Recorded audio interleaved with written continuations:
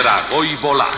Guazen lagunok, amets betean, dragoiaren bolaria batera. Epa lagunok ongi etorri Lasto Txapelen kanalera gaur bideo berezi bat dakarkizuet. Kanalean eta izenburuan ikusi duzuen moduan, dragoi bolaren laugarren bolari dagokion bideoa berezi da, baina ez da zuek uste duzuen moduko bideoa. Dakizuen moduan, dragoi bolan Zeldron dragoia deitu ahal izateko, munduan zehar 7 bolak, hemen txaron 7 bola batu behar ziren, munduan zehar sakabanatuta zeudenak eta behin eskuratuta Zeldron dragoiari gurari bat eskatu ahal zenion. Dakizuen moduan 7 bola daude, baina daude 1, 2, 3, 5, 6 eta 7 bolak telesailean edo marrazki bizidun hauetan garrantzitsuak direna, baina gero dago laugarren bola. Laugarren bola da Son Gohanek, Son Gokuren aitonak berarentzat ematen dion bola eta oso maitea duen bola da, utziko dugu hau. Hemen momentutxu baten.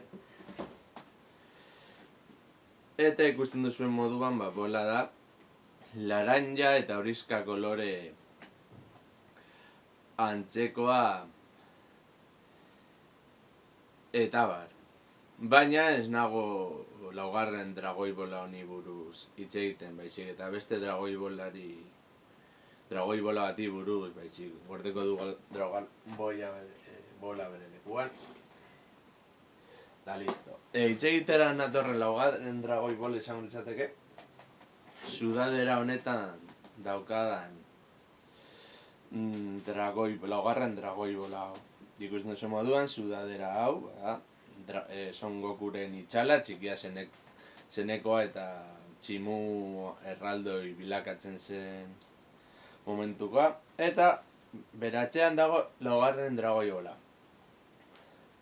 Baina zer gertatzen da laugarren dragoi bola honekin? Hasiera batean, dragoi bola zen horiska laranja antzekoa, baina ikusten duzuen moduan, kasu honetan, laranja da. Eta zergatik da laranja? Esplikazioa oso erraza da ulertzen. Permanente laranjas marraztuta dagoelako.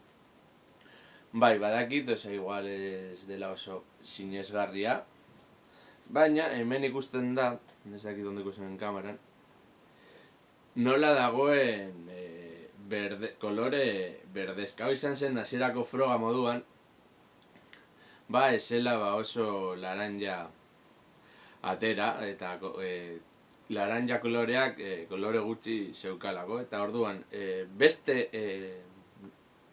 permanente laranja batekin lortu zuten hau laranja izatea. Eta hau da laugarren dragoi bolaren misterioaren azalpen guztiak. Hurrengora arte lagunok. Agur!